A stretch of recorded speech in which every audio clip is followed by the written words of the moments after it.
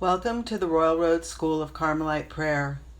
St. Teresa of Avila tells us that the divine path of Carmelite or silent prayer is the royal road to heaven, and that those who travel it will be given a great treasure. A link to the Praying with Teresa of Avila website has been provided below to enable you to easily find today's presentation, The Life of St. Teresa of Avila, Part 2.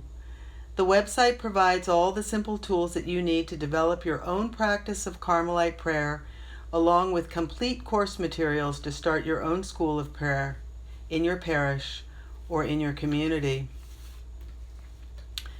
This all ended in 1566, around Pentecost. She was 41 years old. It has taken 20 years since she entered the convent to be able to receive the power to fully respond to her vocation.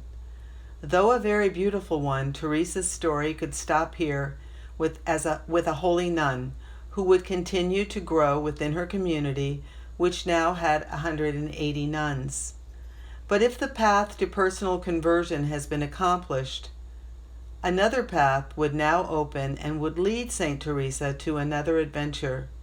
This adventure would put her on the Castilian roads and make her a reformer and the founder of convents, the Teresa that we know today. The tipping point into the second part of her life can be characterized by the words that Mother Teresa of Calcutta expressed. Teresa would receive a calling within a calling at Summer's End in 1560. Teresa received a very special, exceptional, and surprising grace. She said that it was the greatest grace of her life. She would call it the vision of hell. She described an experience of hell and an even more profound vision of God's mercy that took place in a brief instant, but that she would remember her whole life. She had an interior experience of the place the demons had prepared for her in hell, and where she would have ended up if she had not accepted the grace of conversion. She experienced hell as a place where a soul willingly cuts themselves off from God, refuses love, self-destructs, and tears themselves apart. She was overwhelmed by the drama of refusing God. Teresa immediately took the lesson to heart once she saw the suffering that resulted from a rupture with God, and made a decision to do whatever was in her power to be loyal to God. Living her religious life perfectly was in her power, along with returning to the purity of the primitive rule of Carmel. To do so, all the mitigating or softening additions that had been added the previous century due to the plague and the 100-Year War, and that had influenced both Europe and Spain in the 14th and 15th centuries, had to be removed. This was a personal challenge to go deeper, but the challenge didn't stop there because Teresa had tasted the mercy of God and salvation. Is it possible to really grasp what mercy and salvation are if you haven't experienced what being lost looks like? She understood what it was like. She was wounded by the mercy of God that she freely received, and grasped the danger that all who don't know God risk. This wasn't an abstract theological idea for her. She saw entire populations leaving the church, and she began hearing of other populations who didn't know Christ. She saw reformers who refused the Eucharist. She was filled with compassion before the threat of eternal perdition, the always, always of her childhood. She was filled with compassion for the destiny of the person cut off from God. She decided that she wanted to dedicate her life to prayer. She wanted to intercede for all souls who risked being lost. She prayed that they would find a priest, a religious, a saint, in other words, a minister of the church that would speak to them of Christ and bring them back to the path of salvation. A woman in the 16th century Spain didn't have the power to speak to souls or to preach. Yet through her writings, translated into every language, that is exactly what she has been doing for 500 years. She is even a doctor of the church. In order for her to plan to succeed, She developed with her friends a military-style strategy to conquer souls, which would result in 1562 in the founding of the St. Joseph Monastery. She describes her program in the first chapters of The Way of Perfection. When Jesus was abandoned by his own, a group of fervent souls, a new college of apostles to reproduce the first disciples of Christ who would work around him to evangelize. It was a life of austerity, penance, radical poverty, humility, simplicity of heart, very simple fraternal style relationships. All the nuns must be friends.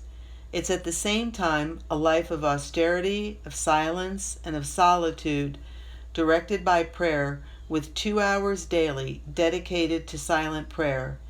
This is also a life that was profoundly balanced, familial, and joyful.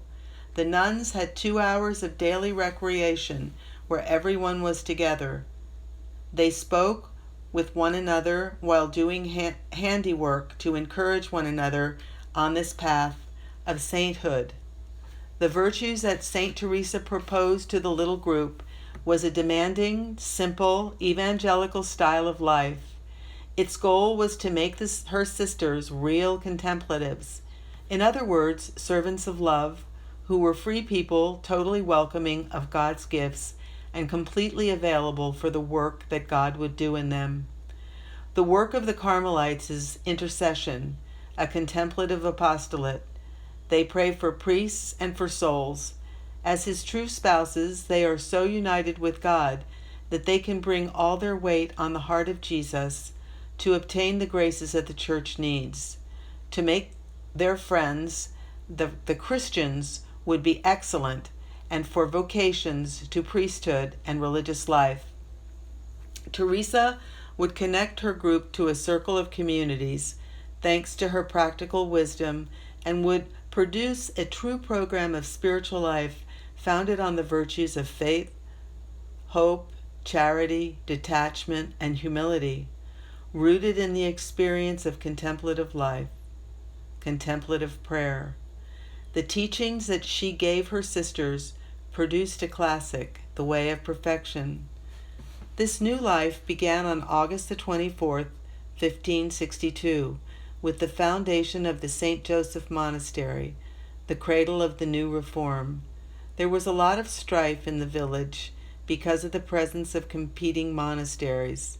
When there are too many competing for limited resources through begging, tensions arise.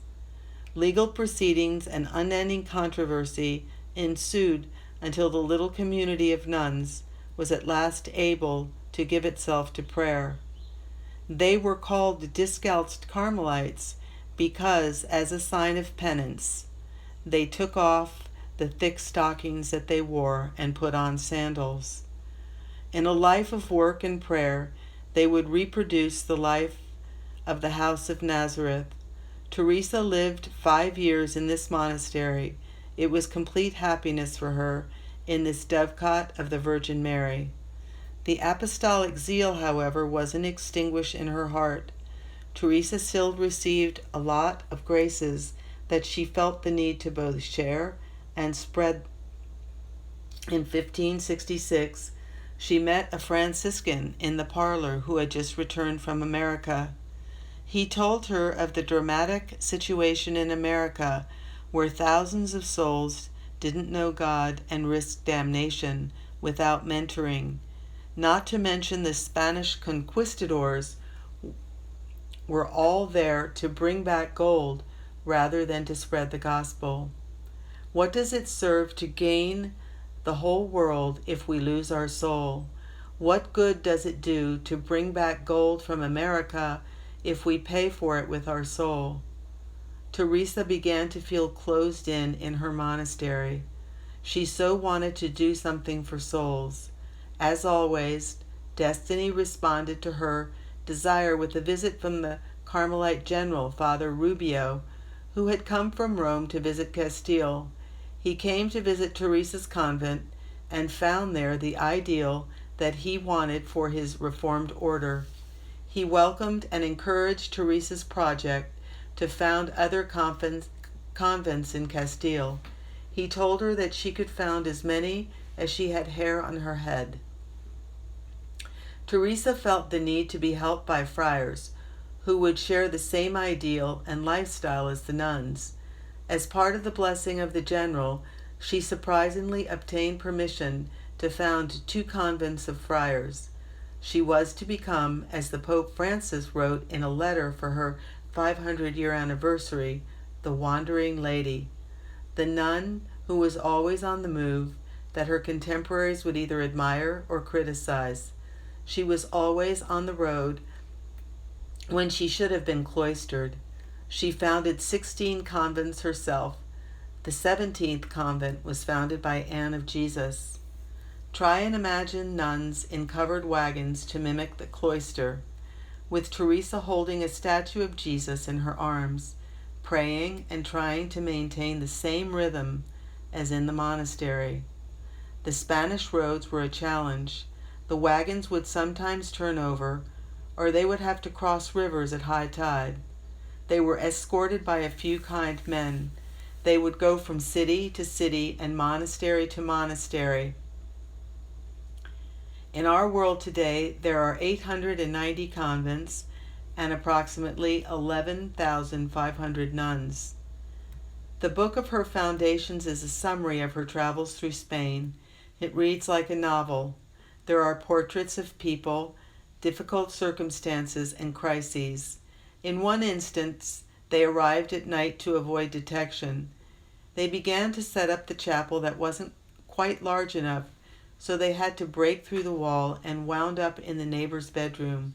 Each time they placed the Holy Eucharist in the little tabernacle of the chapel, Teresa was ecstatic because she was offering a new oasis to her Lord, surrounded by a new crown of Carmelites, both enthusiastic and ready to serve the church. One of the greatest joys of Teresa was meeting a young Carmelite friar, John of St. Matthias, later known as John of the Cross, who she would draw into her adventure with another Carmelite friar, Antoine of Jesus. On November the 28th, 1568, they would open the first convent of Carmelite friars. Today, there are 4,000 Carmelite friars in the world. All of her foundations aren't a monotonous description of successes. There were many difficulties in the founding of the monasteries. From 1577 through 79, there was widespread persecution of the new reform in an attempt to stifle it in its inception. St. John was confined to a monastery. A few months later, in Toledo, he would be taken at night and put into a small prison for 9 months, where he was very poorly treated and without anyone knowing where he was. This would result in a separation between the traditional Carmelite order and the Reform movement. Today, there are 2 orders of Carmel, the Ocarms and the Discalced. Though these were very difficult years, they were years of going deeper for Teresa and of spreading her order. In November 18th, 1572, Teresa would receive the gift of spiritual marriage, or a total and definitive union with our Lord. In 1577, Teresa wrote the Interior Castle, her masterpiece, which traces the path of transformation of the soul under the action of grace. She described the soul as a castle and as a splendid diamond where the Trinity resides. The castle had countless rooms organized in 7 stages of spiritual progress. The soul moves from a superficial life to a life of prayer, to conversion, to mystical transformation, and finally to spiritual marriage in the center of the soul. In all these stages, Teresa shows us that the soul is evermore at the service of the Church and its mission. Ultimately, the soul has but one ideal, and that is to imitate the Christ by offering one's life. At the end of her life, her work consisted of helping the crucified by her participation in the work of salvation. The path of Teresa's earthly life comes to an end as the night falls on an exhausted Madre. She stopped off at her convent in Alba de Tormes. She was supported by her loyal secretary and nurse, Anne of Bartholomew. She died on October the 4th, 1582, on the feast of St. Francis. She was 67 years old. Pope Gregory XIII had eliminated 10 days from the calendar, so though she died in the night of the 4th, we celebrate her feast the next day on the 15th. She died after saying that she was a daughter of the Church and told the Lord that it was time that they should see one another.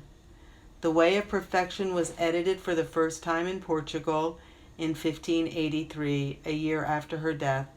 Her complete works were edited by Luis de Leon, a great professor of the Bible in Salamanca, in 1588. She was beatified by Paul V on April the 24th, 1614. While alive, she knew 10 popes. She was canonized on March the 12th, 1622, at the same time as Ignatius of Loyola, Philippe Neri, Francis Xavier. And finally, on September the 27th, 1970, Pope Paul VI named Teresa of Avila a Doctor of the Church, the first woman to be so honored. Saint Teresa left us a brilliant testimony of the richness of life, the richness of a life that was given over without reserve to the power of grace. It was a life that was allowed merciful love to own her, and who made herself a slave of love. Teresa was devoted to souls and to the service of the Church. She was also devoted to God's loving design to save all men and to bring them together within the mystery of the Church. Teresa was a soul burning with love for the holy humanity of Christ. The humanity of Christ met and contemplated in all the hours of silent prayer. Teresa left us her testimony in her writings, where she describes for us God's work in her soul. She also left us her testimony through the communities that she founded that still render today Saint Teresa's manner of proceeding, a way of praying, of living, a simple, joyful life together in fraternal friendship. The Carmelite family has enriched the Church by a number of treasures of holiness: John of the Cross, Teresa of the Little Flower, Elizabeth of the Trinity, Edith Stein, and others. The testimony of Teresa is a confession, a marvelous celebration of the greatness and of the beauty of the mercy of God, who only wants us to give the consent of our poor love.